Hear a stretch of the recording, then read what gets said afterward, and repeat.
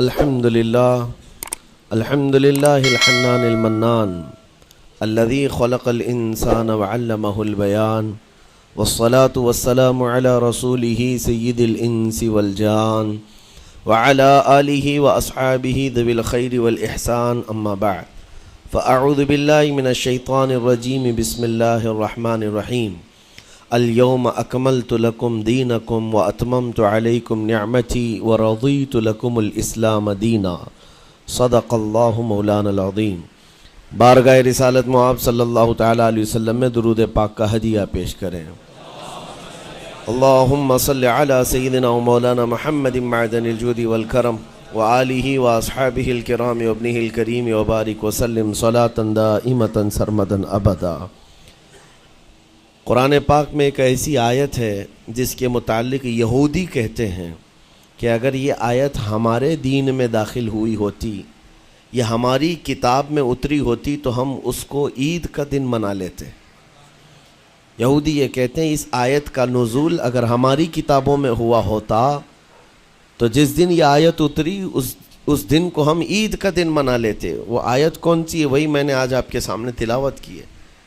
اللہ فرماتا ہے یہ حجۃ الوداع کے موقع پر حضور صلی اللہ تعالیٰ علیہ وسلم کا آخری حج تھا آپ کی ظاہری زندگی کا۔ اس دن یہ آیت نازل ہوئی تھی اور حضور اکرم صلی اللہ تعالیٰ علیہ وسلم نے اپنا حج مکمل کر کے ارشاد بھی فرمایا تھا کہ آج کے بعد ہو سکتا ہے کہ میں اس جگہ پر تم سے دوبارہ ملاقات نہ کروں۔ اور وہ آخری حج کہا جاتا ہے اور آخری خطبہ بھی حضور کا خطبۃ الوداع جس کو کہتے ہیں مشہور ہے۔ اس وقت یہ آیت اتری تھی۔ آیت کا معنی پہلے سن لیں، ترجمہ۔ رب تعالیٰ فرماتا ہے الیوم اکملت لکم دینکم واتممت علیکم نعمتی، آج کے دن میں نے تمہارا دین مکمل کر دیا اور میری نعمتیں پوری اتار دیں۔ ورضیت لکم الاسلام دینا، اور تم کو اسلام دے کر میں راضی ہوا۔ یہ آیت ہے۔ کسی بھی دین کے بارے میں یہ دعویٰ نہیں ہے کہ وہ پورا کمپلیٹ ہے سوائے اسلام کے۔ پہلے جتنے دین آتے رہے بعد میں اور اس میں شوشہ تھا کہ آخری نبی آنے والے ہیں، شریعت پھر بدلے گی۔ موسیٰ علیہ السلام کا زمانہ آیا، ان کی شریعت تھی، پھر اس کے بعد زمانہ تبدیل ہوا، عیسیٰ علیہ السلام کا دور آیا، شریعت بدلی ہے۔ عقیدہ نہیں بدلتا، شریعت یہ لا کو کہتے ہیں، قانون، قوانین بدلے جاتے رہے۔ آدم علیہ السلام کی شریعت میں الگ قوانین تھے، نوح علیہ السلام کی شریعت میں قانون الگ تھے، بدلتی گئی شریعتیں، لیکن آ کر سٹاپ ہو گئی حضور پاک صلی اللہ علیہ وسلم کے اس دین پر۔ اور پھر رب تعالیٰ نے فرمایا اب دین کمپلیٹ ہو گیا، اب شریعت نہیں بدلی جائے گی قیامت تک، اس میں رد و بدل نہیں ہوگا۔ جو حرام ہے وہ قیامت تک حرام رہے گا، جو حلال ہے وہ قیامت تک حلال رہے گا۔ اب کوئی دنیا میں نہیں آئے گا جو اس شریعت میں کوئی نیا حلال پیدا کرے، نیا حرام پیدا کرے۔ حضور اکرم صلی اللہ تعالیٰ علیہ وسلم کا یہ دین کمپلیٹ ہے، مکمل ہے۔ اب آپ سنیے، قرآن پاک نے جب یہ فرما دیا کہ دین مکمل ہو گیا، یہ وعدہ، یہ دعویٰ کسی اور دین میں نہیں ہے، صرف اور صرف اسلام میں ہے کہ یہاں پیدا ہونے سے لے کر کے وفات تک کے مسئلے اللہ تعالیٰ نے تمہیں بیان کر دیے۔ وَلَا رَطْبٍ وَلَا يَابِسٍ إِلَّا فِي كِتَابٍ مُبِينٍ، کوئی خشکی کی چیز بھی نہیں ہے، کوئی تری کی چیز بھی نہیں ہے جس کو قرآن نے بیان نہ کیا ہو۔ رب تبارک و تعالیٰ نے ساری چیزیں بیان فرما دی، تمہاری شریعت کمپلیٹ ہے۔ آج تمہیں اپنی زندگی گزارنے کے لیے لا، قانون کسی ایرے غیرے کے پاس سے لینے کی ضرورت نہیں۔ اسلام ہر قانون تمہیں دیتا ہے، چاہے بچوں کے معاملات ہوں، چاہے جوانوں کے معاملات ہوں، شوہر بیوی کے حقوق ہوں، ماں باپ کے حقوق ہوں، استاد شاگرد کے معاملات ہوں، پڑوسیوں کے حقوق ہوں، تجارت کے، لین دین کے، نکاح کے، خلا کے، عدت کے، طلاق کے، سارے مسائل پورا کا پورا تفصیل کے ساتھ اسلام تمہیں دیتا ہے۔ اس طرح کا کوئی لا پوری دنیا میں نہیں ہے جس طرح اسلام کے پاس ہے۔ ظاہر سی بات ہے جب اسلام کے پاس اتنا بڑا مکمل نظام ہوگا تب تو پھر یہ ٹارگٹ نمبر 1 پوری دنیا میں ہوگا ہی ہوگا۔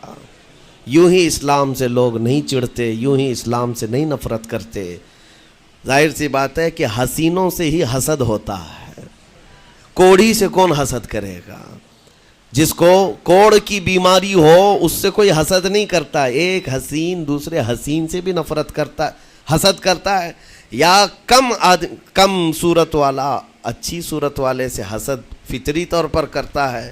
اسی لیے محاورہ کہا گیا ہے کہ حسینوں سے حسد ہوتا ہے، تو اسلام میں جو حسن ہے تو جتنے جلنے والے ہیں اتنے زیادہ حسد کرنے والے پیدا ہوتے ہی رہیں گے۔ اب آپ کے لیے یہ فخر کی بات ہے کہ دنیا جسے ٹارگٹ نمبر 1 کہتی ہے، جس سے چڑھتی ہے اور جلتی ہے، الحمدللہ رب تبارک و تعالیٰ نے وہ دین ہمیں عطا فرمایا۔ وہ اس لیے نہیں ہے کہ لوگوں کے چڑھنے کی وجہ سے میں فخر کر رہا ہوں، اس لیے کہ میرے دین کے علاوہ کوئی دین ایسا نہیں جو یہ دعویٰ کر سکے کہ ہم کمپلیٹ لا رکھتے ہیں، صرف اور صرف اسلام کے پاس ہے۔ میں یہاں کھڑے ہو کر کے یہ صرف الفاظ کی پھیکم پھاک نہیں کر رہا ہوں، چیلنج ہے یہ۔ پوری دنیا کے کسی بھی ریلیجن کے پاس وہ سارے مسائل نہیں مل پائیں گے جو دین اسلام کے پاس موجود ہیں۔ دین اسلام کے لیے اگر آپ کو میں بتا دوں کہ اس کا جو فقہ کا نظام ہے، مسئلے مسائل، جس کو اگر آپ پڑھنے کی کوشش بھی کریں زندگیاں بیت جائیں، صرف اور صرف ایک چیپٹر پر کتابیں لکھی ہوئی ہیں، صرف نکاح کے مسئلے کتابیں پوری ہیں، صرف طلاق کے مسئلے پوری کتابیں موجود ہیں۔ اتنا وستار کے ساتھ، اتنا تفصیل کے ساتھ کوئی دین نہیں پیش کرتا، صرف اور صرف اسلام ہے۔ یہ باتیں میں آپ کے سامنے کیوں رکھ رہا ہوں میرے عزیز ہو؟ تاکہ تمہیں یہ احساس ہو کہ اللہ نے کون سی نعمت تمہیں دی ہے۔ اسی آیت میں رب تعالیٰ فرماتا ہے وَأَتْمَمْتُ عَلَيْكُمْ نِعْمَتِي، میں نے اپنی پوری نعمت تمہیں دے دیا ہے، پوری نعمت تمہیں دے دیا ہے۔ احساس کرو کہ اسلام سے بڑھ کر نعمت کیا ملتی تمہیں، اسلام سے بڑھ کر کے کیا نعمت ہے، جس میں رب تبارک و تعالیٰ نے تمہیں اخلاق و کردار دیے ہیں، تعلیم کے لیے سارے۔ آپ کو ابھی اس زمانے میں پروپیگنڈے کے شکار ہو گئے کہ ہم جاہل قوم سے وابستہ ہیں، ہمارے ہاں جہالت زیادہ ہے، ہمارے ہاں بد کرداری زیادہ ہے۔ یہ عوام کو دیکھ کر کے لوگوں نے پروپیگنڈا بنایا، ورنہ تو ان کی حالت یہ تھی 18ویں صدی تک یورپ والوں کو روڈ بنانے کا طریقہ بھی نہیں معلوم تھا، اسلام نے سکھایا ہے۔ ان کو پارلیمنٹ میں بیٹھنے کا قانون نہیں معلوم تھا، اسلام نے قانون عطا کیے ہیں۔ ان کو عدالت چلانے کے معاملے معلوم نہیں تھے، اسلام نے پوری کتابیں پیش کی ہیں۔ اٹلی اور ڈنمارک جو آج یورپ کی کنٹریز میں شامل ہوتے ہیں، یہاں کے بادشاہوں کے بچے اسلامی علماء کے پاس اندلس میں پڑھنے کے لیے جاتے تھے، عیسائیوں کے، دوسروں کے، انگریزوں کے بچے، اور جب پڑھ کر کے آتے تھے اٹلی اور ڈنمارک میں واپس تو پورے لوگ ان کو دیکھنے کے لیے بھیڑ لگاتے کہ یہ علماء اسلام سے پڑھ کر کے آ رہے ہیں۔ دنیا کو قلم پکڑنا سکھایا ہے اسلام نے۔ آپ کو ابھی میں اس موضوع پر نہیں بات کر رہا ہوں جو اسلام نے پوری دنیا کو دیا ہے۔ آج یہ جو گھڑی دیکھتے ہیں نا ہر جگہ پوری دنیا کا ٹائم، سب سے پہلے مسلم علماء نے اس کو ایجاد کیا ہے۔ دنیا کو ٹائم دیکھنے کا طریقہ اسلام نے سکھایا ہے۔ آپ کو ایک دو نہیں، آج پوری دنیا میں میڈیکل سرجری جو بھی ہوتی ہے، آپ کو پتہ ہے چیر پھاڑ کرنا ہر جگہ ضروری ہو گیا ہے، آپریشن تھیٹر، ساری دنیا جو سرجری کرتی ہے اس کے بیسک قانون بو علی سینا اسلامی عالم کے لکھے ہوئے ہیں۔ آج بھی امریکہ کی یونیورسٹی میں یہ کتاب داخل ہے، کیلیفورنیا میں۔ اسلامی علماء نے جو پوری دنیا کو دیا ہے وہ ایک الگ ٹاپک ہے۔ وہ اس کی ترقی اور عروج کا وقت تھا۔ اسپین میں کیمسٹری میں سب سے پہلے ایجاد کرنے والے علماء موجود ہیں، جابر بن حیان ہیں، جو الجبرا پوری دنیا کو دیا ہے۔ آج ہر یونیورسٹی، ہر کالج میں الجبرا کا سبجیکٹ ہوتا ہے۔ کس نے لکھا ہے؟ دنیا کو چلنے کا سلیقہ اسلام نے سکھایا ہے، بولنے کا طریقہ اسلام نے سکھایا ہے۔ سیاست کے معاملات آپ کو پتہ ہے، پہلے کے دور کی سیاست یہ تھی جو بادشاہ بن گیا اس کا راج ہے، اس کا قانون ہے، اور رات کو خواب میں کوئی چیز دیکھے تو صبح قانون بنا دے گا۔ بادشاہوں کا مزاج ہے، خواب میں کوئی چیز نظر آ گئی صبح وہ قانون بن گئی۔ تو یہ تو سلسلہ چلتا تھا پوری دنیا میں، اور آج بھی دنیا اس بات کی قرضدار ہے کہ حقیقت میں سیاست کسی نے سکھائی ہے تو وہ عمر ابن خطاب کی سیاست ہے۔ صدیق اکبر کی سیاست ہے۔ خلفائے راشدین نے جو حکومت و سیادت کر کے دنیا کو دکھایا ہے اس کی مثال کوئی پیش نہیں کر سکتا۔ اسی لیے ہمارے اس دیش کے جانتے ہیں جن کو موہن داس کرم چند گاندھی کہا جاتا ہے، گاندھی جی کو آج سارے لوگ یاد کرتے ہیں۔ گاندھی نے یہ کہا ہے اپنے دور کے حکومت چلانے والوں کو مثال اگر کوئی دے سکتا ہوں تو ابو بکر اور عمر کی دے سکتا ہوں، کیونکہ یہ کالپنائیں نہیں ہیں، یہ خیالی نہیں ہیں، یہ فیلڈ میں اترے ہوئے لوگ ہیں۔ وہ صدیق اکبر اسلام نے دیا ہے جس نے پوری دنیا کو فاقہ کشی میں خود رہ کر کے لوگوں کی بھوک مٹانے کا سلیقہ عطا کیا ہے۔ اس عمر ابن خطاب کو اسلام نے دنیا میں پیش کیا ہے جس عمر فاروق کا حال یہ ہے پورا مدینہ رات کو سوتا ہے اور یہ خلیفہ وقت گلیوں میں گشت کر رہا ہوتا ہے کہ کوئی بھوکا نہ سو رہا ہو۔ آپ کو پتہ ہے وہ عمر ابن خطاب رات کے وقت گزرتے ہوئے ایک گھر کے قریب سے جا رہے ہیں تو دیکھا ایک مرد باہر بیٹھا ہوا ہے، اندر سے رونے کی آواز آ رہی ہے۔ اس کے مرد سے پوچھا آپ نے، وہ نہیں پہچانتا تھا، آپ کبھی حجاب ڈالتے کبھی پردہ ڈالتے اور رات کو گلیوں میں مدینے کے گشت کر رہے ہوتے۔ اس مرد سے پوچھا کیا معاملہ ہے؟ کہا کہ میری بیوی کے بچے کی ولادت کا وقت قریب آ گیا ہے، درد ذہ میں مبتلا ہے اور گھر میں کوئی نہیں ہے، تکلیف ہے۔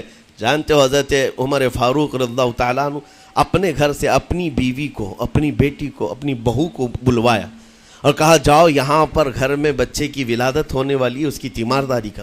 صبح تک خلیفۃ المسلمین کے گھر کی عورتیں ایک غریب کے گھر کی عورت کی تیمارداری کر رہی ہیں۔ جب بچے کے ولادت کی آواز آئی سب سے پہلے مبارکبادی دینے والے عمر ابن خطاب ہیں۔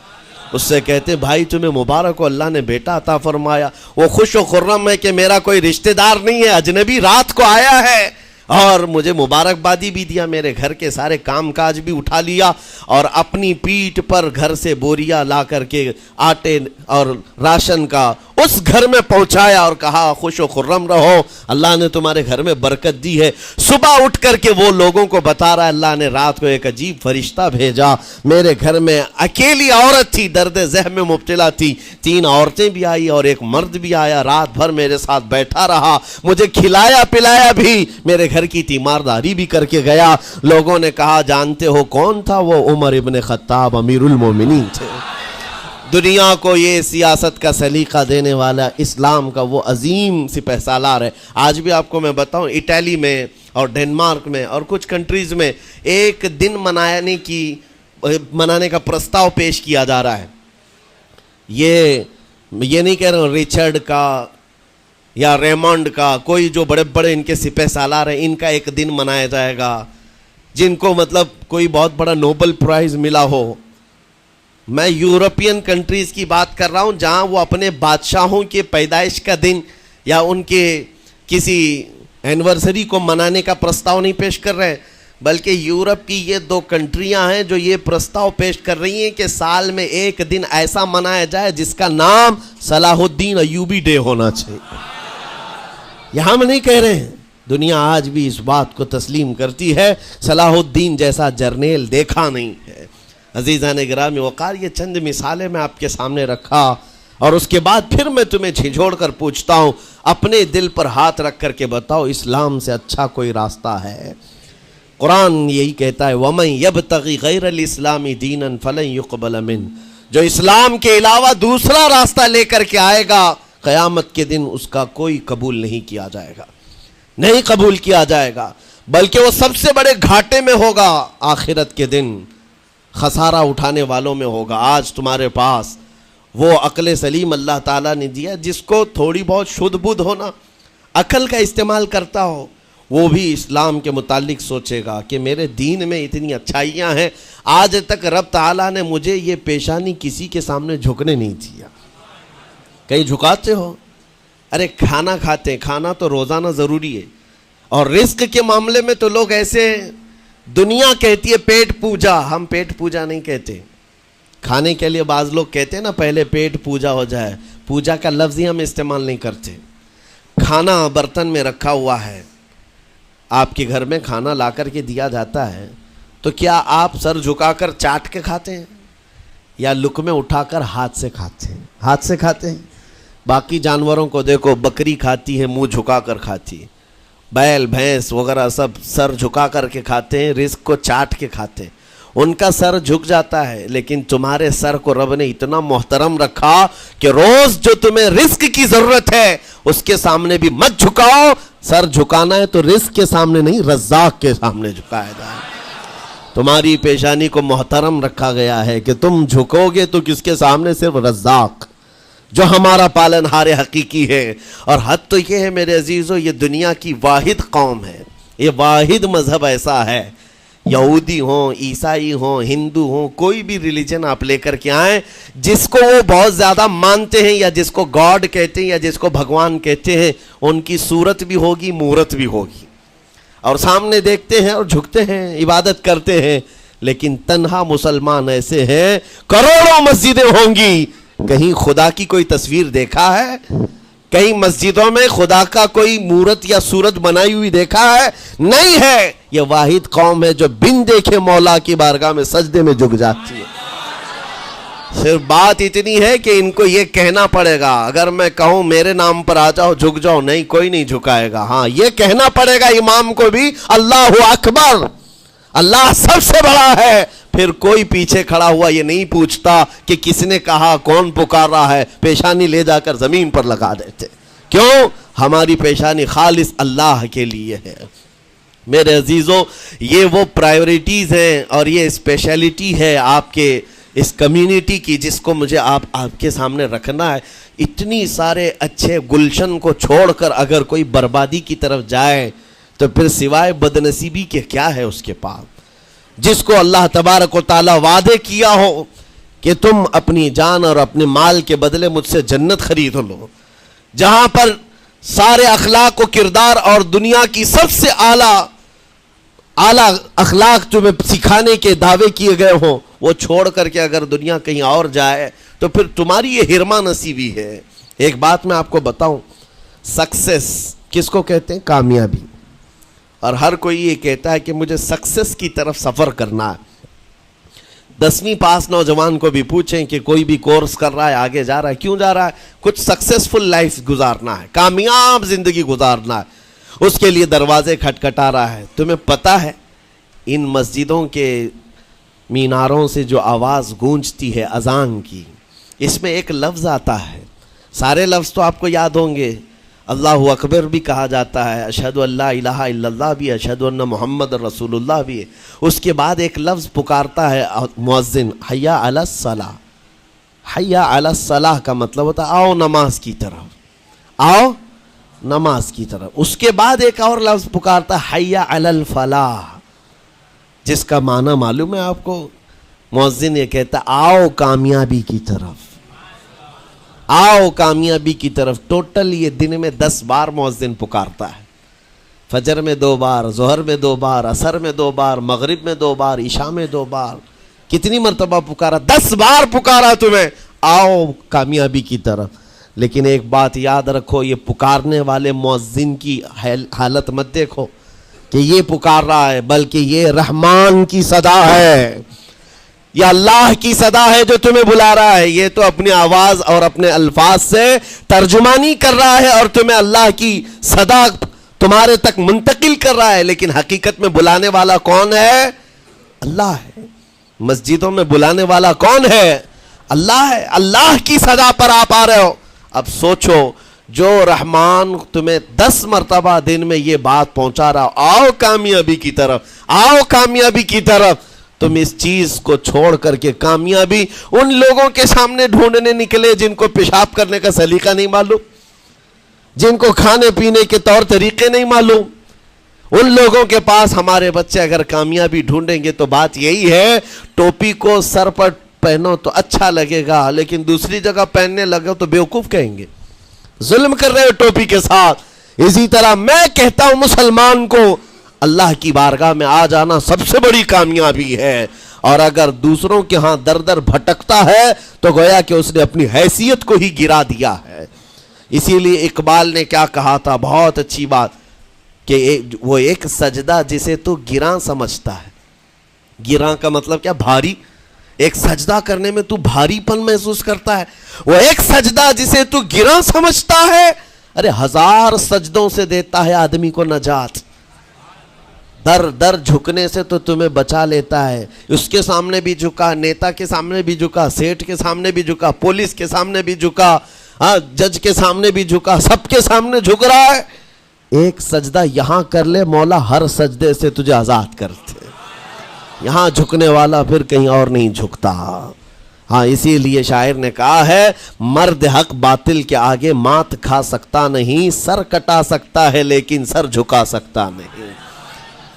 یہ ہماری تاریخ ہے جو آپ کے سامنے ہے۔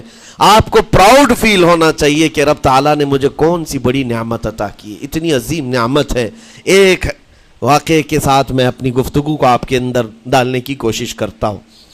حضور پاک صلی اللہ تعالیٰ علیہ وسلم کے دین کی حلاوت اور چاشنی کس کو ملے گی پتہ ہے؟ 3 چیزیں۔ جو ایمان کی لذت جس کو ملتی ہے وہ پھر دوسری جگہ نہیں منہ مارتا، ادھر ادھر نہیں دیکھتا کہ کہاں کامیابی ہے، کہاں سکسیسفل ہے، بلکہ جس کو ایمان کی لذت ملی ہے وہ یہ سوچتا ہے کامیابی میرے نبی کے قدموں میں ہے، مجھے جو ملنا ہے وہ یہیں سے ملنا ہے۔ بریلی کے امام کہتے تھے، یا رسول اللہ خلق کے حاکم ہو تم، رزق کے قاسم ہو تم، جو ملا تم سے ملا تم پہ کروڑوں درود، اور تم ہو حفیظ و مغیث، یا رسول اللہ تم ہو حفیظ و مغیث، کیا ہے وہ دشمن خبیث، تم ہو تو پھر خوف کیا، تم پہ کروڑوں درود۔ یہ ایمان کی لذت جسے مل جاتی ہے وہ کامیابی حضور کے قدموں میں ہی دیکھتا ہے، پھر اسے ادھر ادھر کی چیزیں نہیں پریشان کرتی۔ یمن کا ایک قبیلہ تھا بنو کلب، اس قبیلے کے ایک شخص تھے حارثہ نام، ان کی بیوی سعدہ۔ ایک چھوٹا سا واقعہ بتا رہا ہوں۔ حارثہ اور سعدہ چھوٹا سا خاندان تھا، 3 بچے تھے۔ حارثہ کے بیٹوں میں ایک بیٹے کا نام ہے زید، نام یاد رکھے، بہت امپورٹنٹ نام میں ذکر کر رہا ہوں۔ ایک ہی نام ایسا ہے جو قرآن میں آیا ہوا ہے، وہ زید۔ یہ حارثہ کے بیٹے زید ہے، بیوی سعدہ ہے۔ یہ حارثہ اور سعدہ 3 بچوں کے ماں باپ تھے، ہنسی خوشی زندگی گزار رہے تھے۔ سعدہ ایک دن اپنے بچوں کو لے کر اپنے میکے جا رہی تھی، راستے میں ڈاکوؤں کا حملہ ہو گیا، مال سب چھین لیا قافلے کا، اور اتفاق ایسا کہ یہ 8 سال کے جو زید تھے ان کو بھی ڈاکوؤں نے چھین لیا۔ ایک ماں سے اس کا 8 سالہ بڑا بیٹا چھین لیا جائے تو ماں کی کیفیت کیا ہوتی؟ اس قدر درد میں تھی ماں، جان تو بچ گئی، 2 بچے بھی بچ گئے، لیکن بڑا بیٹا میرے ہاتھ سے چلا گیا۔ مارے مارے صحراؤں میں گھومتی تھی، پکارتی تھی میرا زید میرا زید میرا زید میرا زید۔ ڈاکوؤں نے زید کو کیا کیا؟ عکاظ کا ایک میلہ لگتا تھا، اس وقت یہ غلامی کا دور تھا، لوگ انسانوں کو پکڑتے اور بیچ دیتے تھے، وہاں لا کر کے انہوں نے زید کو بیچ دیا، غلام کی حیثیت سے بیچ دیا۔ آگے میں بتاتا ہوں۔ یہاں سعدہ کا حال بے حال تھا، واپس گھر آئی تو باپ اپنے شوہر سے کہا، اور شوہر کا حال تو ایسا تھا کہ وہ زید کو اپنے آنکھوں کا نور، اپنے آنکھوں کا سرور سمجھتا، اور اس قدر پیار و محبت والا باپ مارے مارے گھومتا رہا گلیوں میں، اور ان کا لکھا ہوا ایک اشعار کا منظوم ترانہ ہے جو اپنے بیٹے کی جدائی میں لکھا۔ اپنے تو اپنے دشمن بھی وہ ترانہ سنتے تو رو پڑتے تھے۔ ایک باپ کا درد اپنے بیٹے کی جدائی میں، بہت روتے تھے، بہت۔ ماں بھی دن رات روتی، باپ بھی پہاڑوں پر چڑھ جاتے اور وہاں سے صدا لگاتے، اے آسمان اگر تو نے زید کو دیکھا ہے تو میرے حوالے کر دے، زمین کے چپے کہیں اگر زید میرا زندہ ہے تو مجھے وہاں تک لے چل۔ یہ اشعار میں گنگناتے تھے، روتے تھے۔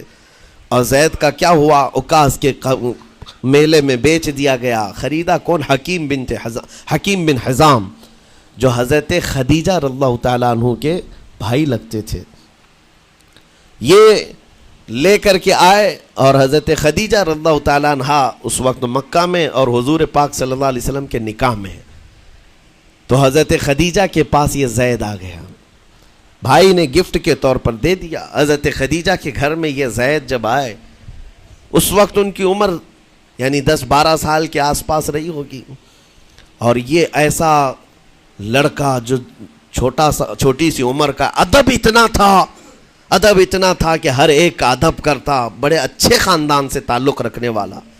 ہوا کیا، ایک دن آفتاب رسالت، ماہتاب رسالت رسول پاک صلی اللہ علیہ وسلم کی نظر پڑی، دیکھا اخلاق و کردار میں کامل بچہ ہے، اور ایک ہی نظر میں بھاگ گیا۔ پوچھا حضرت خدیجہ سے، کہا کہ یہ غلام عکاظ کے میلے میں بیچا گیا ہے۔ حضور نے فرمایا یہ میرے حوالے کر دو، میرے حوالے کر دو۔ حضور نے جس کو پسند کر لیا ہو، حضور نے جس پر نگاہ رکھی ہو، اب وہ زید خوشی خوشی حضور کے پاس آئے۔ نبی پاک صلی اللہ تعالیٰ علیہ وسلم ان کے اخلاق سے بڑے خوش تھے، اور اس کے بعد محبت بھی ایسی دی، ایسی شفقت دی کہ زید کو نہ باپ کی خبر تھی نہ ماں کی خبر تھی، جو کچھ تھا وہ رسول اللہ کے پاس تھا۔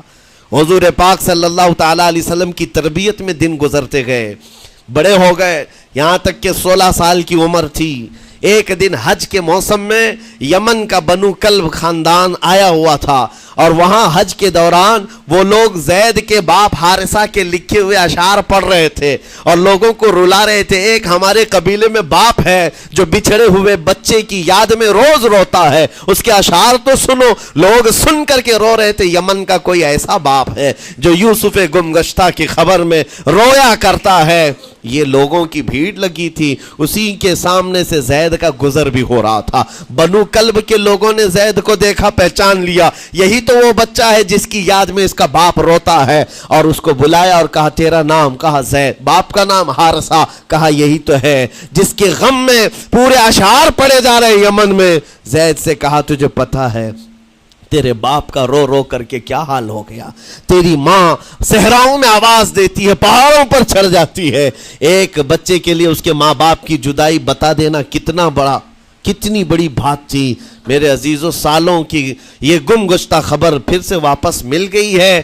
زید نے کیا کہا کہ اب میرے ماں باپ سے جا کر کہہ دیں کہ رونا دھونا بند کریں، اونٹوں کی طرح ادھر ادھر بھٹکنا بند کریں، انہیں میرا سلام پہنچائیں اور کہیں انہوں نے جہاں مجھے دیکھنا تھا اس سے بہتر جگہ میں ہوں، اس سے بہتر جگہ میں ہوں۔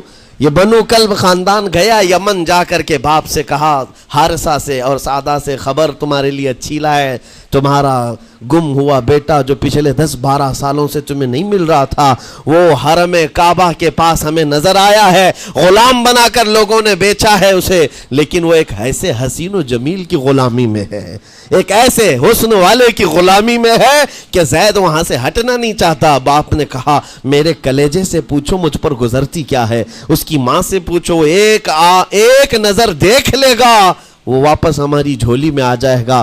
دوڑتے دوڑتے یمن سے گھنٹوں، یعنی جو مہینوں کا سفر تھا، دنوں میں طے کر کے پہنچے مکہ آئے۔ جیسی آئے تو رسول پاک صلی اللہ علیہ وسلم کو ڈھونڈا، حضور پاک مل گئے تو دھاڑے مار مار کر باپ رونے لگا اور کہا کہ اے محمد صلی اللہ علیہ وسلم، ہم نے آپ کے متعلق سنا ہے یتیموں کے والی ہیں، آپ کا دل بہت بڑا ہے، مجھ باپ کے اوپر رحم کیجئے، برسوں سے اپنے بچے کے لیے ترس رہا ہے، میں اور میری بیوی تڑپتے ہیں، صحراؤں میں آواز دیتے ہیں۔ حضور نے پوچھا ہوا کیا ہے تمہارے ساتھ؟ کہا ہمارا بیٹا گم ہو گیا تھا، برسوں ہو گئے تھے، لیکن سنا ہے وہ یہاں رہتا ہے۔ حضور نے پوچھا کیا نام ہے اس کا؟ کہا زید اس کا نام ہے، میرا نام حارثہ ہے۔ حضور پاک صلی اللہ علیہ وسلم کے محبوب زید کے بارے میں پوچھ لیا۔ حضور جس سے خود محبت کرتے ہو، حضور جس سے محبت کرتے ہو، باپ نے پوچھ لیا۔ حضور نے فرمایا کہ ٹھیک ہے، میں ایک باپ کے کلیجے سے اس کے بیٹے کو الگ نہیں کر سکتا، ماں سے اس کے بیٹے کو جدا نہیں کر سکتا، لیکن بات اتنی ہے کہ زید کو بلایا جائے، فیصلہ اس کے ہاتھ میں ہے، فیصلہ اس کے ہاتھ میں ہے۔ میں زید کو بلاتا ہوں۔ غلام تھے اس وقت، حضرت زید کو بلایا گیا، اور اس وقت بھری جوانی والا زید ہے۔ جیسی ہی آئے پہلی نظر باپ کو دیکھا، ماں کو دیکھا، ماں باپ تو چیخ پڑے ہمارا زید مل گیا، ہمارا زید مل گیا۔ لیکن کمال کی بات میں دیکھتا ہوں ایسی دیوانگی پوری دنیا میں نہیں ہے۔ زید نے دیکھا اپنے ماں اور باپ کو، لیکن اسی وقت اپنی آنکھیں جھکا لی اور حضور کی طرف کر لیا، کہا نہ، ادھر پہلے حضور پاک صلی اللہ علیہ وسلم کی طرف۔ حضور نے دیکھا کہ زید ماں باپ کی طرف دیکھ نہیں رہے ہو، جو رو رو کر کے برا حال کر چکے ہو۔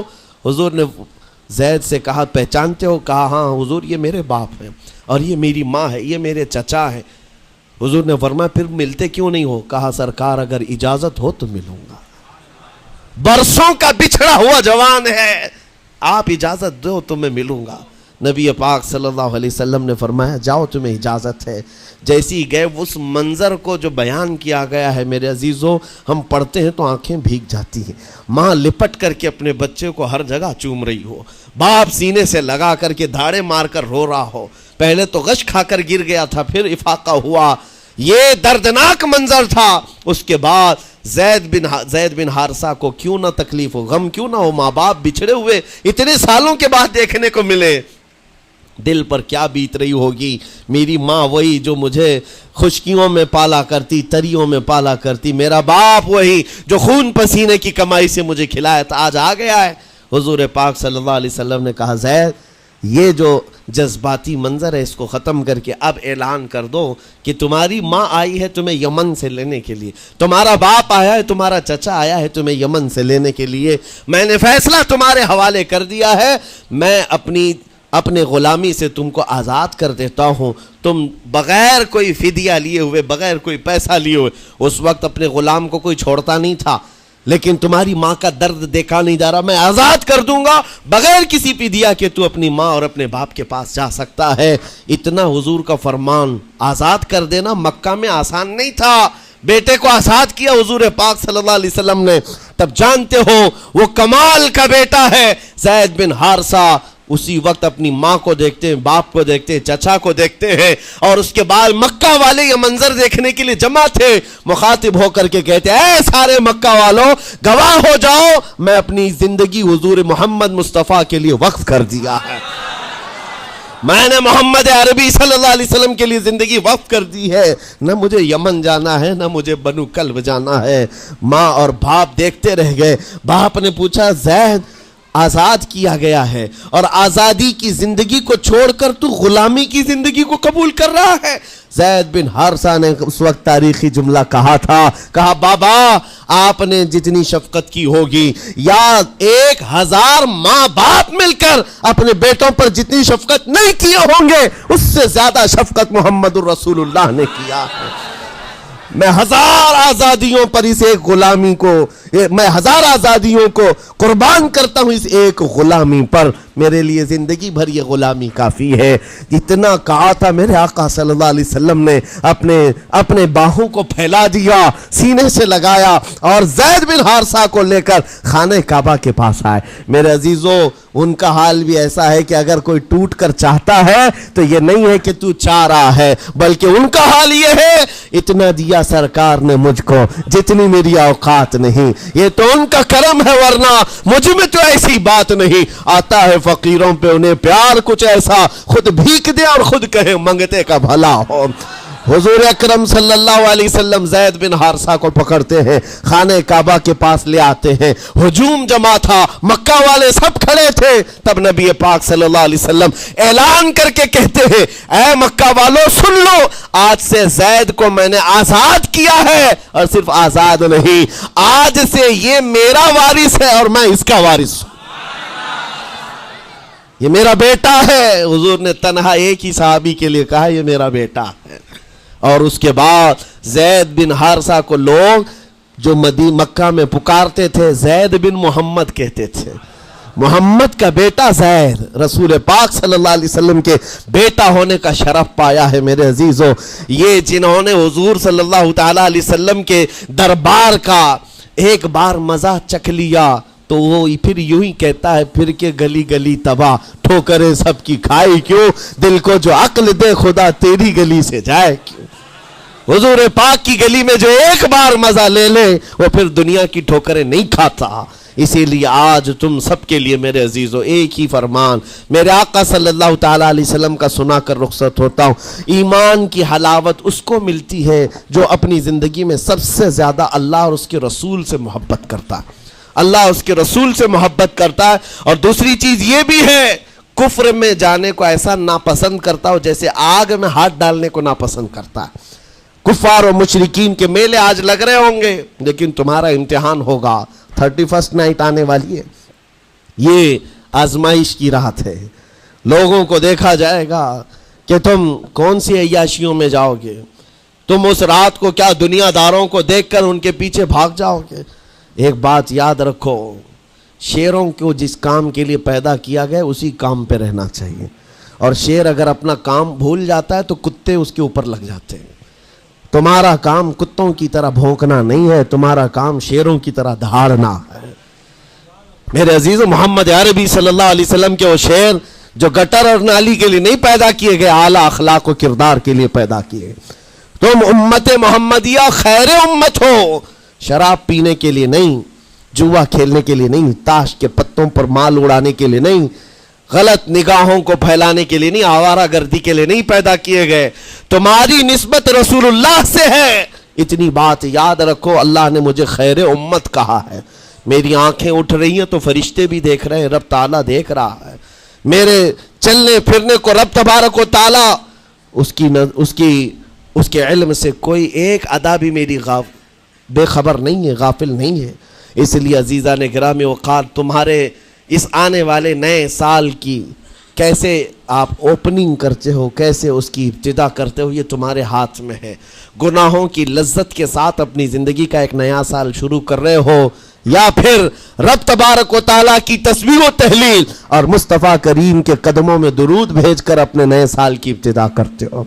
میں تو یہ اعلان کرتا ہوں، اگر میرا یہ میسج سب تک پہنچ جائے کہ ہم نے بہت ساری عیدیں منائی ہیں، بہت ساری محفلیں منائی ہیں، ہم عید میلاد النبی کے نام پر جلسے جلوس سب کرتے ہیں، ہم 11ویں کے نام پر غوث پاک کے جلسے سجاتے ہیں، اعلیٰ حضرت کے نام پر، غریب نواز کے نام پر جلسے کرتے ہیں، لیکن دنیا ایک عید مناتی ہے ہیپی نیو ایئر کی، 31st نائٹ کی۔ میرے عزیزوں، ہم نوجوانوں سے کہتے ہیں اس عید کو دنیا کی عید ہے، اس کو بدل کر کے ہم ناموس رسالت کے لیے وقف کیوں نہ کرتے ہیں؟ ہم بھی اپنی مسجدوں میں رات کو آ جائیں، ساری مسجدیں یہ سال کے اختتام کے وقت کھل جائیں عشاء کے بعد، اور ہر مسجد اس بات کا خیال کرے کہ ہمارا وہ نوجوان آج کہیں عیاشی پر نہ جائے، اپنے سال کی اختتام اور ابتدا ہو رہی ہو۔ یہ ہم کو پتہ نہیں، ابھی تو ہم بیٹھے ہیں، اگلے سال تک ہم رہیں گے کہ نہیں رہیں معلوم نہیں۔ یہ تو دسمبر کا لاسٹ چل رہا ہے، لیکن یہ ہمیں پتہ نہیں 1 جنوری دیکھ سکتے ہیں کہ نہیں دیکھ سکتے، ہم میں سے کسی کو علم نہیں ہے۔ لیکن اس کے باوجود اگر اللہ تعالیٰ نے دے دیا آپ کو اس سال کا آخری، توبہ کرنا چاہیے۔ اے رب ذوالجلال، یہ پورا سال میرا جو بدکاریاں ہوئی ہیں، مجھ سے جو خرابیاں ہوئی ہیں، مجھ سے جو گناہ ہوئے ہیں، معاف کر دے۔ تو ایک نیا سال میری زندگی میں کھول رہا ہے، مولا پچھلے سال جو مجھ سے گناہ ہوئے، اس سال وہ گناہ نہ ہو۔ میں تیرے دربار میں پناہ مانگتا ہوں، تیرے دربار کی پناہ مانگتا ہوں ان تمام شیاطین کے شر و فساد سے جنہوں نے مجھے بدکار بنانے کی کوششیں کی ہیں۔